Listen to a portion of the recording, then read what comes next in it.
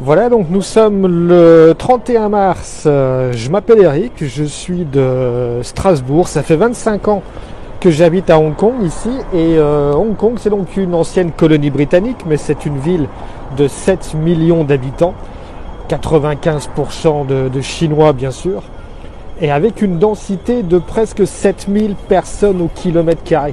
C'est-à-dire une densité 60 fois supérieure à celle de la France. Et aujourd'hui, après 3 mois d'épidémie, on doit compter environ 600 cas et seulement 4 décès liés au coronavirus.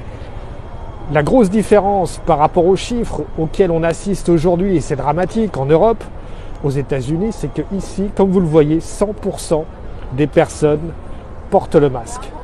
Tout le monde porte le masque dans la rue. Il n'y a pas de confinement, seules les écoles sont fermées.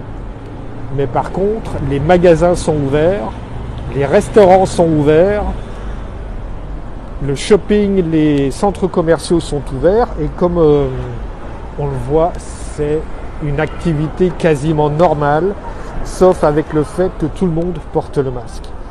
Si on compare par rapport à New York, qui a aussi 8 millions d'habitants et qui compte aujourd'hui jusqu'à 500 morts par jour, c'est dramatique.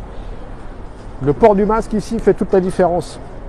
Parce qu'on voit que sans obligation légale, sans avoir forcément de contrôle policier à tous les coins de rue, c'est machinalement que les gens sortent de chez eux, sortent du bureau, vont faire leurs courses ou sortent tout simplement avec le masque en permanence.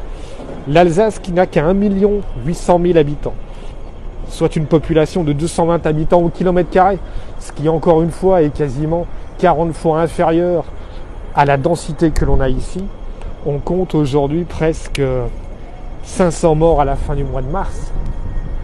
Ici, on est à 4 décès en 3 mois. Cette différence de chiffres est vraiment impressionnante, surtout pour moi qui vis à Hong Kong, qui suis alsacien d'origine et de cœur, et de voir à quel point en Alsace, la situation est compliquée, la situation est tendue, la situation est difficile. Alors qu'il semblerait que le simple fait de porter le masque puisse déjà vraiment être le premier geste barrière. Au niveau collectif, ça fait toute la différence. Parce que si tout le monde porte le masque, on voit que du coup, les personnes qui sont contaminées ou qui sont porteurs du virus vont le porter forcément. Et ce sont ces gens-là qui vont limiter la progression du virus et la contamination. Voilà, je vous laisse encore quelques images, tout simplement Je suis en bas de mon bureau, au coin de la rue, c'est un petit quartier tout à fait normal, qui n'a rien d'exceptionnel. Mais encore une fois, c'est pour vous montrer que quel que soit l'âge moyen des personnes, même ce petit livreur qui est venu avec ses 3 cartons, et tout le monde porte le masque. Voilà, j'espère pouvoir vous donner de meilleures nouvelles encore dans les jours à venir, mais respectez ce geste barrière, il est indispensable. C'est le port du masque. Bonne continuation à tous, portez-vous bien et à très bientôt.